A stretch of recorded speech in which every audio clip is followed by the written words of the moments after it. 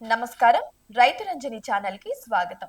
మన ఇంట్లో అనేక రకాల పూల మొక్కలను పెంచుకోవచ్చు. ముఖ్యంగా కుండీలలో లేదా చిన్న చిన్న తోటలలో ఇది ఇంటికి అందాన్ని, ఆహ్లాదాన్ని కూడా ఇస్తుంది. ఇంట్లో పెంచుకోవడానికి అనువైన పూల మొక్కల గురించి మనం ఇప్పుడు చర్చించుకుందాం. గులాబీ మొక్కలు వివిధ రంగులు, పరిమాణాలలో లభిస్తాయి ఈ మొక్కలు. వీటికి మంచి సూర్యరశ్మి మరియు క్రమం తప్పకుండా కత్తరింపు అవసరం ఉంటుంది. తర్వాత మందారం మొక్కలు, అదే హైబిస్కస్ అంటారు కదా, అది పెద్ద రంగుల పూలతో ఆకర్షణీయంగా ఉంటుంది ఈ మొక్క. దీనికి కనీసం 6 గంటల సూర్యరశ్మి మరియు బాగా నీరు ఇంకిపోయే నేల అవసరం ఉంటుంది. తర్వాత బంతి పూలు, ఇవి పసుపు, నారింజ రంగులలో ఉంటే ఈ పూలు సులభంగానే పెరుగుతాయి. ఇక వర్షాకాలంలో నాటడానికి చాలా అనుకూలం అన్నమాట. తర్వాతవి చామంతి మొక్కలు. వివిధ రంగులలో లభించే ఈ పూలు ఇంటికి ఎంతో అందాన్ని తీసుకొస్తాయి. ఇక వర్షాకాలంలో నాటితే ఆగస్టు సెప్టెంబర్ నాటికి పూలు మన చేతికొస్తాయి అన్నమాట. తర్వాతది జాజి మల్లె. అయితే తీగ జాతి మొక్కలు అనమాట ఇవి. ఇవి సువాసన భరితమైన తెల్లని పూలు పూస్తాయి. వీటిని తీగలాగా పాకించేసుకోవచ్చు లేదా కుండీలలో పెంచుకోవచ్చు. ఆ కుండీల నుంచి తీగలని మనం ఇంటి చుట్టూ కూడా అల్లుకోవచ్చు అనమాట. ఇక తర్వాతది నందివర్ధనం. అంటే ఇది తెల్లని సువాసన లేని పూలు పూస్తాయి అన్నమాట. ఇది కుండీలలో పెంచడానికి చాలా అనుకూలంగా ఉంటుంది. తర్వాత పారిజాతం మొక్కలు. రాత్రి పూసి ఉదయం రాలిపోయే సువాసన భరితమైన పూలు ఇవి. ఇవి ఎంతో సువాసనని వెదజల్లుతాయి అన్నమాట. మన ఇంటి చుట్టుపక్కల పెంచుకున్నా కూడా చాలా మంచిదని చెప్పచ్చు. తర్వాతవి శంఖం పూలు. ఇవి నీలి రంగులో ఉండే ఈ పూల మొక్కలు తీగలా పాకుతూ ఉంటాయి. దీనికి మతపరమైన ప్రాముఖ్యత కూడా ఉంది. వీటి వల్ల ఎన్నో ఔషధాలు కూడా తయారు చేసుకోవచ్చు. తర్వాతది కనకాంబరం. నారింజ రంగు పూలతో నిరంతరం పూస్తూ ఉంటాయి ఈ మొక్కలు. తర్వాత పూలు కాగితం పూలు. వివిధ రంగుల్లో ఉండే ఈ మొక్కలు తక్కువ నీటితో కూడా పెరుగుతాయి. ఇక పెంచే పద్ధతి మరియు సంరక్షణ గురించి మనం ఇప్పుడు తెలుసుకుందాం. ఫస్ట్ కుండీ ఎంపిక. మొక్క పెరిగే విధానాన్ని బట్టి కుండీని ఎంచుకోవాల్సి ఉంటుంది. వేర్లు విస్తరించడానికి తగినంత స్థలం ఉండాలి. కుండీ అడుగున నీరు బయటకు పోవడానికి రంధ్రాలు తప్పనిసరిగా ఉండాలి. ఇక మట్టి మిశ్రమం. బాగా నీరు ఇంకిపోయే సారవంతమైన మట్టిని వాడాలి. సాధారణంగా 50% తోటమట్టి, 20% ఇసుక, 30% సేంద్రియ కంపోస్ట్, అదే వర్మి కంపోస్ట్, ఆవు పేడ కలిపిన మిశ్రమం అయితే చాలా మంచిది. అయితే ఒక చెంచా వేపపిండి కలిపితే పురుగుల సమస్యను కూడా నివారించుకోవచ్చు. ఇక కుండి అడుగున ఇటుక మొక్కలు లేకపోతే పెంకులు లేకపోతే కంకర రాళ్ళు వేస్తే నీరు నిలవకుండా ఇక డ్రైనేజ్ కూడా బాగుంటుందన్నమాట. ఆ హోల్స్ లో నుంచి వాటర్ వెళ్ళిపోతూ ఉంటుంది. తర్వాత సూర్యరశ్మి ఎలా ఉండాలి? చాలా పూల మొక్కలకు కనీసం 4 నుంచి 6 గంటల ప్రత్యక్ష సూర్యరశ్మి అవసరం ఉంటుంది. ఇక కొన్ని మొక్కలైతే ఉదాహరణకు పీస్ లిల్లీ అంటారు కదా, అవన్నమాట. ఇవి పరోక్ష కాంతిలో కూడా బాగా పెరుగుతాయి. అంటే మీ ఇంట్లో సూర్యరశ్మి లభ్యతను బట్టి మొక్కలను ఎంచుకోవాల్సి ఉంటుంది. తర్వాత నీరు పెట్టడం. మొక్కలకు అధికంగా నీరు పెట్టకూడదు. కుండీలోని పై పొర మట్టి పొరగా అనిపించినప్పుడు మాత్రమే నీరు పోయాల్సి ఉంటుంది. తర్వాత ఇంకా అప్పుడప్పుడు నీళ్లు పోయాల్సి ఉంటుంది తప్ప ఎక్కువ పోస్తే పాచి పేరుకుంటుంది. ఇక వేసవిలో రోజుకు 2 సార్లు అయితే నీరు పోయాల్సి రావచ్చు, పొద్దున, సాయంత్రం. ఇక ఇతర కాలాల్లో అయితే తక్కువగానే అవసరం ఉంటుంది. అంటే మార్నింగ్ గాని, ఈవినింగ్ గాని ఏదైనా మీ ఆప్షనల్ కొద్దీ మీరు ఎంచుకోవచ్చు. తర్వాత ఆకులు పసుపు రంగులోకి మారడం తరచూ ఎక్కువగా నీరు పోయడం వల్ల కూడా జరుగుతూ ఉంటుంది. ఇప్పుడు ఈ మొక్కలకి ఎరువుల గురించి మాట్లాడుకుందాం. మొక్కలు ఆరోగ్యంగా పెరిగి ఎక్కువ పూలు పూయడానికి క్రమం తప్పకుండా ఎరువులైతే అందిస్తూ ఉండాలి. ప్రతి 20 నుంచి 30 రోజులకు ఒకసారి సేంద్రియ కంపోస్ట్ లేకపోతే ద్రవ ఎరువులు ఇవ్వవచ్చు. ఇక అరటిపండు తొక్కలను నీటిలో మరిగించి చల్లార్చిన ద్రావణాన్ని లేకపోతే నేరుగా మట్టిలో పాతి పెట్టడం ద్వారా కూడా బాగా పొటాషియం అందించి పూలు కూడా బాగా పూయడానికి ఇది సహాయపడుతుంది అనమాట. గుర్తుపెట్టుకొని ఇది ఒక మంచి చిట్కా. ఇక పాలలో కాల్షియం, ప్రోటీన్ మొక్కలకు మేలు చేస్తాయి. ఒక చెంచా పాలను 1 లీటర్ నీటిలో కలిపి మొక్కలకు పోయవచ్చు. ఇది కూడా మంచి హెల్దీనే అన్నమాట. ఇప్పుడు కత్తిరింపు గురించి తెలుసుకుందాం. క్రమం తప్పకుండా కత్తిరింపు చేయడం వల్ల కొత్త కొమ్మలు వచ్చి ఎక్కువ పువ్వులు పూస్తాయి. ఇంకా ఎక్కువ బ్రాంచెస్ కూడా వస్తూ ఉంటాయి అన్నమాట ఇవి కత్తిరించడం వల్ల. ఇంకా పాలిపోయిన, ఎండిపోయిన పూలను ఎప్పటికప్పుడు తీసివేయడం వల్ల మొక్క తాజాగా కనిపిస్తుంది మరియు ఎక్కువ కాలం కూడా పూలనిస్తూ చాలా ఆరోగ్యవంతంగా కూడా పెరుగుతుంది.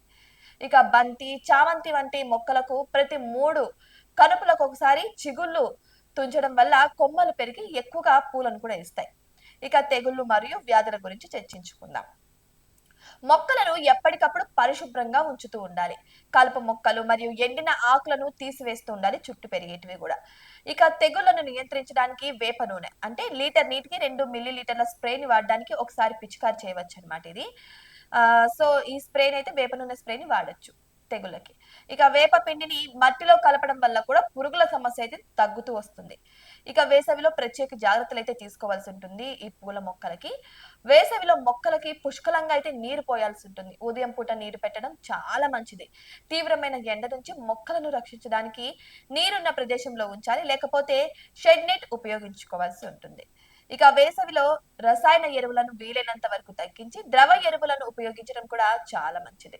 ఈ చిట్కాలను పాటించడం ద్వారా మీ ఇంట్లో అందమైన పూల మొక్కలను పెంచుకొని మీరు కూడా ఆనందించవచ్చు. చూశారు కదా, పూల మొక్కలని మన ఇంట్లో ఎలా పెంచుకోవాలో అని. ఇటువంటి మరిన్ని అప్డేట్స్ కోసం మా ఛానల్ ని సబ్స్క్రైబ్ చేసుకోండి.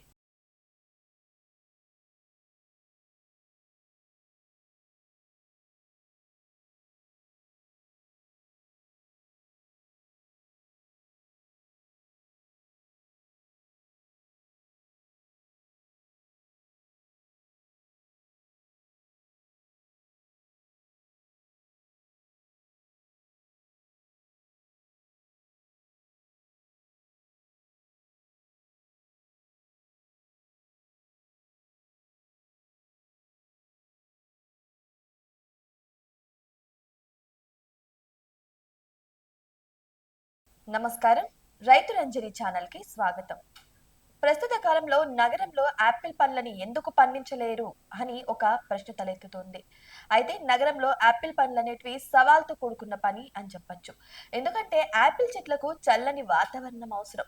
అయితే కొన్ని ప్రత్యేక రకాలను ఎంచుకోవడం మరియు సరైన జాగ్రత్తలు తీసుకోవడం ద్వారా నగరంలో కూడా యాపిల్ పండించడం సాధ్యమవుతుంది. అయితే యాపిల్ చెట్లకు కావాల్సిన వాతావరణాన్ని ఫస్ట్ మనం చూసుకోవాలి. చలికాలం, అదే చిల్లింగ్ అవర్స్ అంటారు కదా, దాన్ని. ఆపిల్ చెట్లకు పూత రావడానికి మరియు కాయలు కాయడానికి నిర్ణీత గంటల పాటు చల్లని వాతావరణం, అంటే సుమారు 0 డిగ్రీ సెంటీగ్రేడ్ నుంచి 7 డిగ్రీ సెంటీగ్రేడ్ వరకు అవసరం ఉంటుంది. దీన్ని చిల్లింగ్ అవర్స్ అంటారు. ఈ చిల్లింగ్ అవర్స్ రకాన్ని బట్టి మారుతూ ఉంటాయి. సాధారణంగా ఆపిల్ రకాలకు ఎక్కువగా చిల్లింగ్ అవర్స్ అవసరం ఉంటుంది. అయితే హైదరాబాద్ వంటి ఉష్ణ ప్రాంతాల్లో సహజంగా ఈ చిల్లింగ్ అవర్స్ అందుబాటులో ఉండవు. అయితే మట్టి ఎలా ఉండాలంటే 5.5 నుంచి 6.5 pH ఉన్న లోమి, బాగా నీరు ఇంకిపోయే నేల ఆపిల్ పంటకు ఉత్తమమైనదని చెప్పొచ్చు. ఇక నీరు నిల్వకుండా చూసుకోవాలి.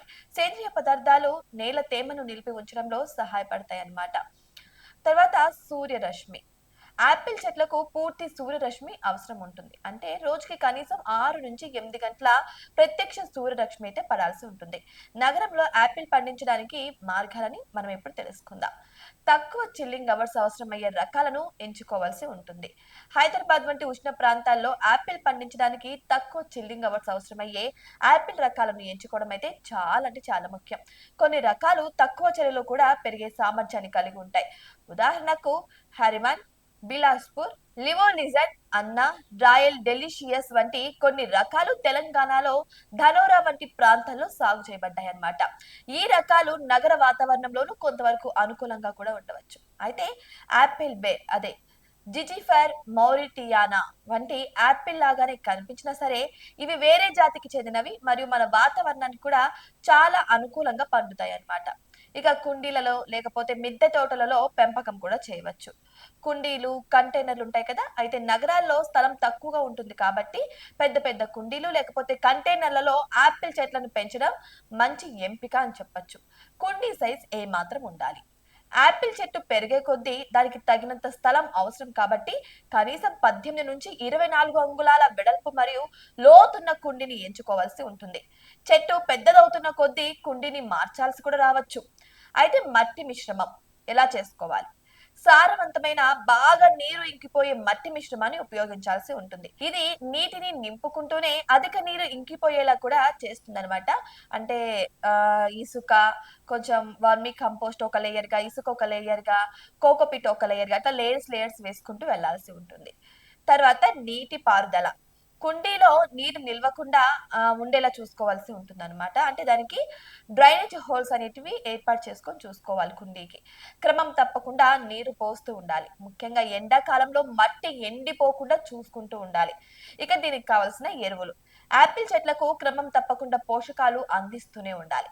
సేంద్రియ ఎరువులు, అవే కంపోస్టు, వర్మీ కంపోస్టు, ఆవు పేడ, ఇటువంటివి లేకపోతే సమతుల్య రసాయన ఎరువులను కూడా ఉపయోగించుకోవచ్చు.